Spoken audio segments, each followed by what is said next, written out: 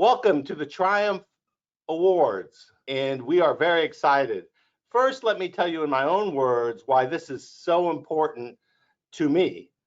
First of all, we take great pride in listening to our youth. That's how we learn what they need and how we can improve.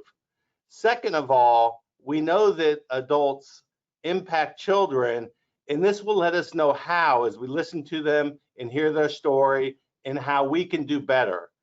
And the last way it really impacts me, and I'm sure all of you, is it inspires us. It inspires us to make a greater difference in the lives of children that we interact with. So today and tomorrow, we know how we can do the things we need to do so children can have success and they can thrive. To the Guardian Ad Litem program and to the foundation, it's also important. The statistics of many foster youth approaching transition, they do show up statistically with educational deficits. Many come into foster care late in their childhood and they start off behind. Believe it or not, they are 14 times more likely to not complete college than the general population. And they are twice as likely to not have a GED or high school diploma. So when we see youth, these young adults, thriving and defying all these odds, as their advocates, we need to do everything we can to support them. And the Triumph Award is another way we can do that. This Triumph Award gives them an opportunity to continue to succeed and to continue to inspire us. We can help change those statistics we've seen in the past and have better outcomes for children. I'm proud of them all, and this is another way we can say we believe in them. Good afternoon. My name is Sonia Valladares, and I'm the CEO for the Florida Guardian Ad Litem Foundation. The youth in foster care face incredible challenges, and they need the support of friends, teachers, and their community. The Florida Guardian Ad Litem Foundation wants to be a part of this extended support system. Witnessing the incredible resiliency that we see from our foster care youth each and every day, we were inspired to create the Triumph Award Scholarship. The Guardian Trust is our leading sponsor for the scholarship, and this is the second year in a row that they have helped us to sponsor this event. Also joining us for a second year is the Florida Blue Foundation. And for the first time, Sunshine Health is helping us to sponsor this event as well. They are incredible supporters and donors of the Florida Guardian Ad Litem Foundation. And this year, when COVID hit and we were in a little bit of a panic, not knowing whether or not we would be able to move forward with the event, we approached Sunshine Health and they too stepped up to help us sponsor this event. So this year, thanks to the generosity of these magnificent donors, we will be able to more than double the amount of scholarship monies that we will be awarding this year. In addition to the scholarship, many of our youth that were nominated have each received a $100 Visa gift card, and the 3 top winners will also be receiving a laptop computer. And now you're going to hear a few words from the donors that made this all possible. Hi, I'm Travis Fincham from the Guardian Trust Foundation. We are honored to partner with the Florida Guardian Ad Litem Foundation. Part of our mission at Guardian Trust is to support nonprofit organizations that are directly providing advocacy and services to individuals in the community who may need just a little help to reach their full potential. And we're inspired by the award nominees and proud of their achievements. And we look forward to following the nominees and seeing how this helps them and impacts them in their future. So good luck, and we're proud to be here. Thank you. Why does Florida Blue support Guardian Ad Litem? In short, we know the realities of children living in foster care, and we care enough to help those realities be in alignment with our beliefs. Consider these realities. Without Guardian Ad Litem, many foster youth would have no one to advocate for them. Approximately 25% of former foster youth report being homeless within 2 to 4 years of exiting foster care. Foster youth are 14 times more likely not to complete college than the general population and are more than twice as likely to have a high school diploma or GED as their peers. About 25% of foster care alumni experience post post-traumatic stress.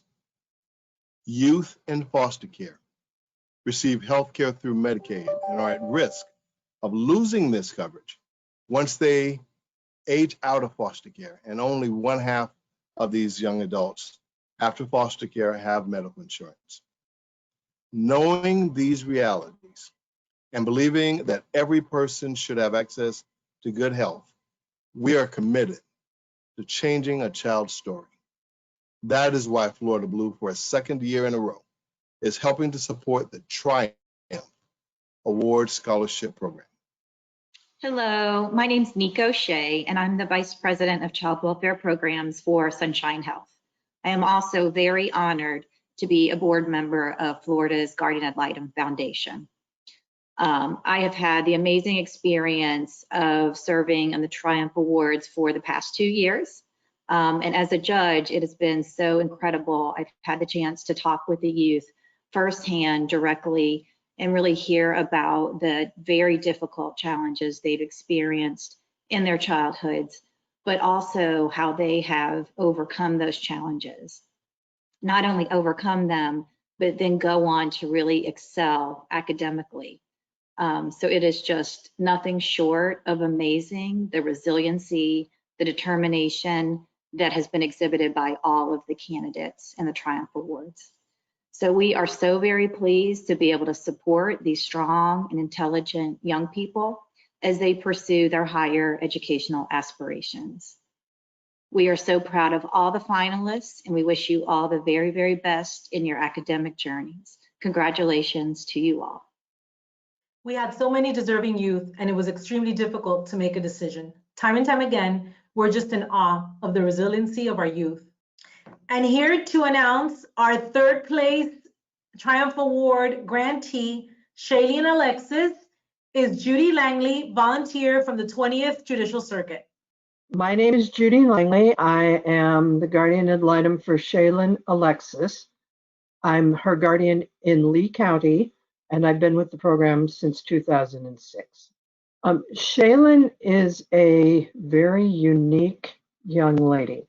She's had a difficult life. She has not been lucky in terms of birth or in terms of the circumstances of the 17 years that she had when she came into the program.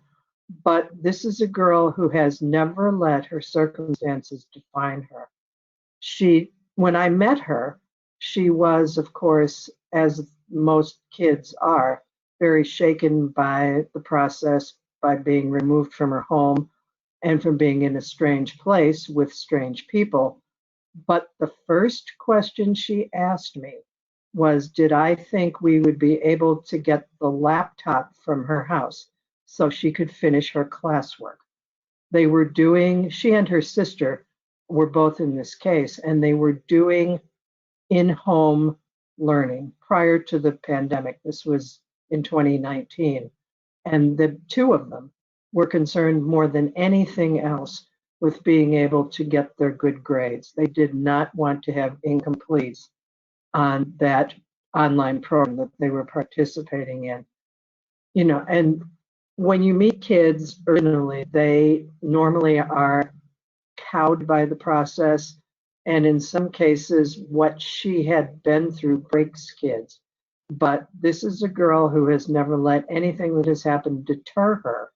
She is going to be a success. She's going to reach out and grab every opportunity, and she's going to become something special. She is special.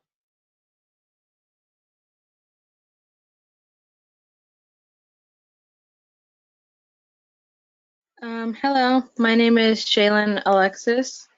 When I first found out that I won the scholarship, I was kind of speechless because I didn't actually believe that I won it. So after it sinked in, I was really happy.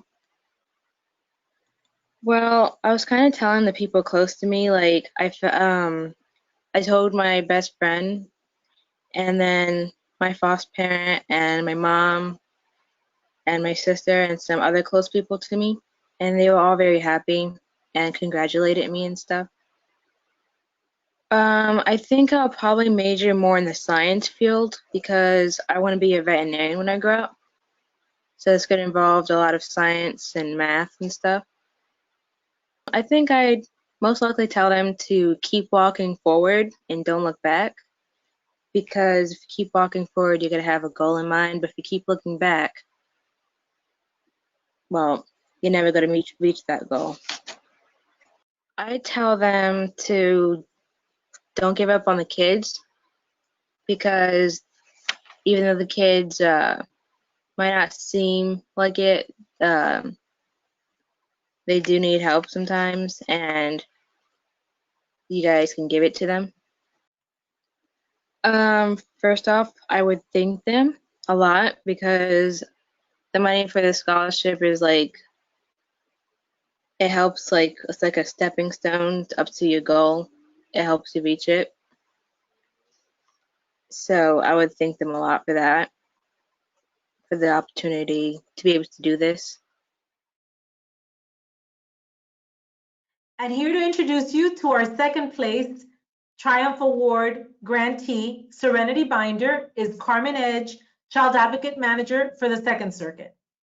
Hey, my name is Carmen Edge. I'm a Child Advocate Manager with Garnet Litem Program out of the Second Circuit. I live in Tallahassee.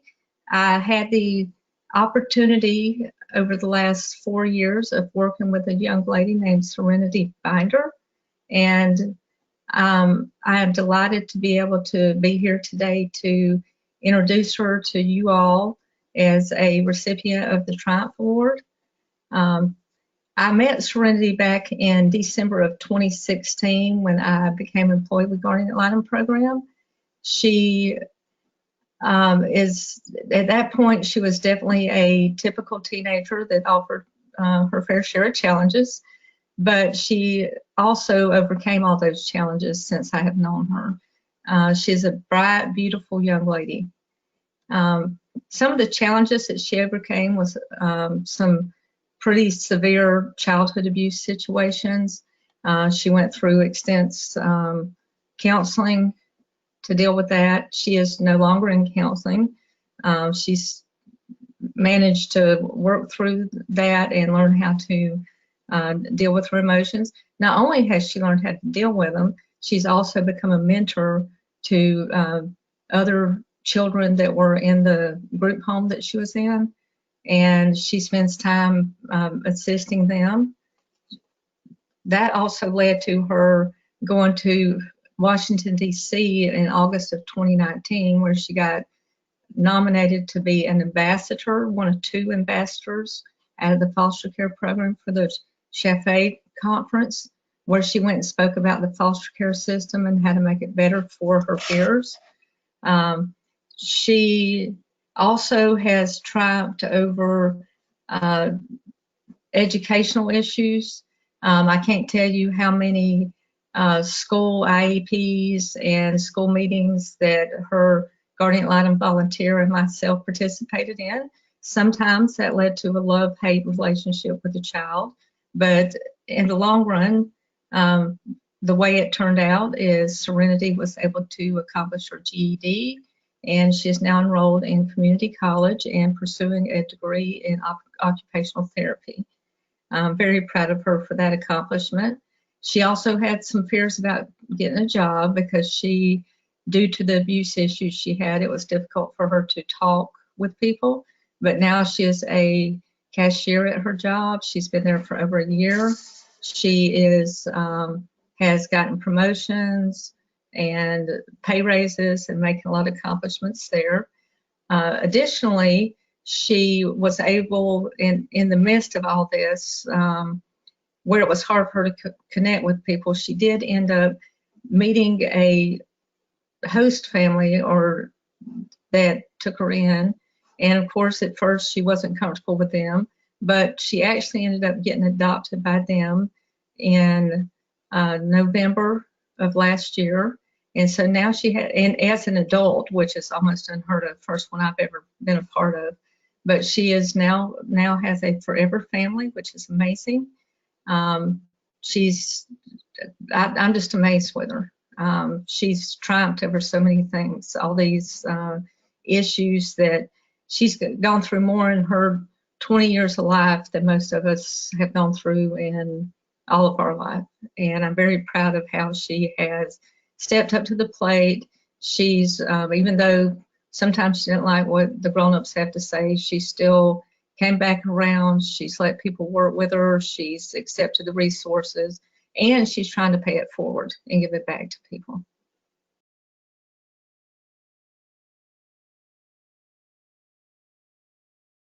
My name is Serenity Binder. I'm from Tallahassee. Well, I called my mom first to let her know and to find out that everyone already knew and they was all keeping it a secret. As a career, there's a lot of options. I'm really not focused just on one, kind of open to very many. I want to go towards law, or like I've always been set on occupational therapist or law, either one. Occupational therapist is because I've had to go through medical things throughout life. So I've been paralyzed, so I had to go through that, and that's kind of like an experience. So I wanted to help others with that, and I can actually understand what they're going through somehow. Law, I say law, but social degree too. I would want to help people in the system, so help make laws for foster children, to make their lives easier in some way, shape, or form. To always look forward to the goal, no matter what is in the way of your goal. Just keep going forward. I would say thank you very much for the opportunity. See, I've not had like a bad experience with my guardian ad litem. I would say that for Carmen and Joy, they were both great. They always went out of the way to help me in whatever I needed, or needed someone to talk to. Like, they always was very open to me calling them. They constantly checked on me. Very supportive in all decisions that I make. Depending on that, Carmen's very honest with me. She tells me when I'm right, and she tells me when I'm wrong. That's what I need. And here to introduce our 2020 Triumph Award Scholarship winner, Alyssa Adams, is Justin Budwick, Guardian Ad Litem Program Managing Attorney for the 3rd Judicial Circuit. Hey everyone, my name is Justin Budwick. I am the managing attorney up in the 3rd Judicial Circuit, the beautiful 3rd Judicial Circuit. It really is my great honor today to be able to introduce for you guys Alyssa Adams. I was involved in Alyssa's dependency case from the middle of 2017 to the middle of 2019. This was a time when Alyssa was 15 years old to 17 years old, which are, of course, some of the toughest times to be involved in the dependency system. Alyssa went through many caseworkers, many placements, and some very challenging times. I've spoken with Alyssa about those times, and it was hard for her to keep up hope, keep up motivation. But that's exactly what happened. She didn't lose hope, and I'm proud to say that she was eventually adopted into a great family that I happen to know quite well. And that sort of grit or determination that she had then, she still has now. Alyssa is both working full-time and attending Florida Gateway College full-time. She's working harder than most, despite having a much more challenging youth than I could ever imagine. I talked a lot with the Guardian Ad Litem volunteers that were assigned to her case, and they always told me that she could be anything she wanted to be. And what she wants to be is so inspiring. Alyssa is planning on getting a degree in social work so that she herself can help other youth involved in the dependency system. So she can share her experience, help motivate, encourage, and be a role model for others. She wants to make sure that others don't lose hope. So it is my great pleasure to introduce the 2020 Triumph Award winner, Alyssa Adams. Well deserved, Alyssa.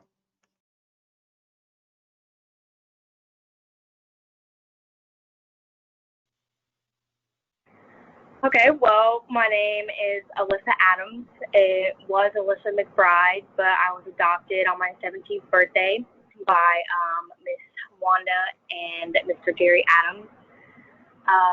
Wanda was my caseworker for about 2 or 3 years, and then I ended up moving in with her, and they wanted me to become part of their family, and ever since I have been part of the family. Just not really much else to know about me. I have a small little dog who is my whole world, and that's about it. Well, whenever Miss Sonia, because she's the one that first called me about the results and who won, I was not expecting her to say I got first place, but as soon as I answered, I was like, hello, and she was like, is this Alyssa? And I was like, yes, it is. And she was like, well, I just want to let you know that you won first place. And I was just like, oh my goodness, really? And then what I said after that made no sense. I literally just said, thank God. That's all I said. And I don't know why I said that, but I think it was because I was so ecstatic and like surprised and I got first place. I did not know what else to say. Whenever I first found out, I obviously called my mom and my dad, and I told both of them, and they were like, oh my goodness, you got first place. Are you serious? And I was like, yeah, I got first place. And my dad was like, we got to go do something. We've got to hang out. We got to go to dinner or something. But then ever since, our schedules have not lined up, so we haven't been able to do anything yet, but we are going to make plans to go to dinner or do something fun. Well, currently I am going to Florida Gateway, and I just started my second year in my AA. So at the beginning of next August, I'll graduate with my AA. And once I do that, I'm going to transfer to FSU and major in social work. And I'm going to continue majoring in social work until I obtain my MSW or BSW. I'm not sure which one I want to do yet. But I'm definitely going to major in social work because I really want to make a change in the system. Honestly, I would push towards more of like family type homes because I know whenever I was in foster care, we went to a lot of like Ignite, Interface, places that weren't like, even whenever we didn't do anything wrong, there was just nowhere for us to go. So we had to go to those programs, and those programs were meant for like kids that are having issues at home and don't listen half the time and all that stuff. Well, whenever you put a kid in there that didn't do anything wrong, it kind of affects the way they look at themselves and the way they look at the world, because they're just like, oh, is this really what I deserve? Do I deserve to be here? I would like make more homes that are specifically for kids that just don't have nowhere else to go. Like not the ones that they have to like be locked up where they can't go out, they can't like have normal lives like any other kids, something like that. Like normalcy. If I could give one piece of advice to young people, especially in the system, it would have to be to keep on having hope. Because honestly, I was in the system from 12 to 17. And it's not that long of a time for a lot of people because a lot of people have been in there for a lot longer. But I can tell you, without having hope, it made my journey a lot harder. Once you have hope, you can believe that you're going to do better. You can believe that you're going to have better. You're going to achieve better. And then you will have better. You just got to believe in it, because once you don't have hope, then you're just like, oh, I'm not going to become anything. I'm not going to amount to anything and all of that, because that was me in ninth grade. Ninth grade, Alyssa did not care. I had a 0-point-something GPA. I never went to class. I didn't care about anything. And then I finally put in my hope, and I was like, no, you know what? I'm going to get out of here. I'm not going to become how everyone else thinks I'm going to be. I believe in myself, and I ended up graduating at 16 with a 3.64 GPA, and here I am. I don't really know how to answer that question. I know with my Guardian Ad Litem volunteers, Mr. P and Ms. Driscoll, whenever they first were put on my case and I first started volunteering, I did not like them. I was like, here are these people, I don't want them, I don't want to talk to them, like, why are they here? But after a while, I learned that they're just there to help me, and once I opened up to them and they opened up to me, they helped a lot in keeping me going through the system with all the hope and helping me remember that I am who I am and I'm gonna be better in life.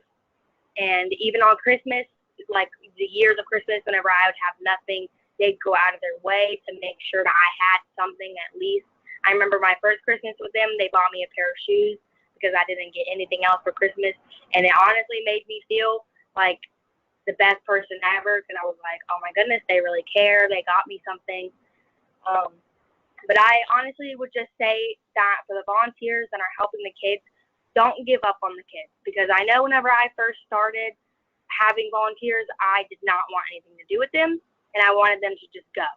But they never gave up on me, and that's what I think about the most, is that they never gave up. So I just think that people should never give up on the kids. They should just sit there and keep helping them and help them understand that this isn't their fault. The first thing I would say, obviously, is thank you, because you don't know how much it really does help. Even though I have technically free college because I was in foster care, scholarships help a major deal, because with my books, with anything extra I need, with housing, it all helps. And especially whenever I do full-time classes and full-time jobs, it's not as easy to keep up the effort, if that makes sense. And with them putting in like their money and their support, it helps us a lot in keeping our dreams and goals steady.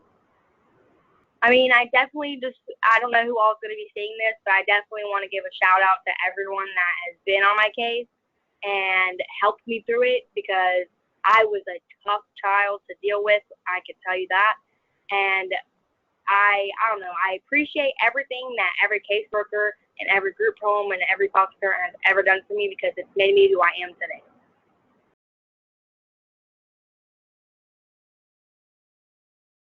Having heard from this year's winner and our 2 runner-up grantees, I'm sure that you'll agree that they all exude the characteristics of the Triumph Award: determination, resiliency, vision, the overcoming of unimaginable obstacles, and academic achievement. I want to thank the Guardian Ad Litem program staff and volunteers for their tireless advocacy on behalf of Florida's most vulnerable children. Wow, this has been great. You just had the opportunity to hear the incredible story of this year's Triumph Award winner and the 2 runner-up grantees. I want to thank our amazing dedicated volunteers who continue to advocate tirelessly for our youth across the state each and every day. I would also like to thank the Florida Guardian Ad Litem Foundation and their board for making this Triumph Award a reality for the 2nd year in a row and giving us the opportunity to recognize such amazing youth. Thank you, and be inspired.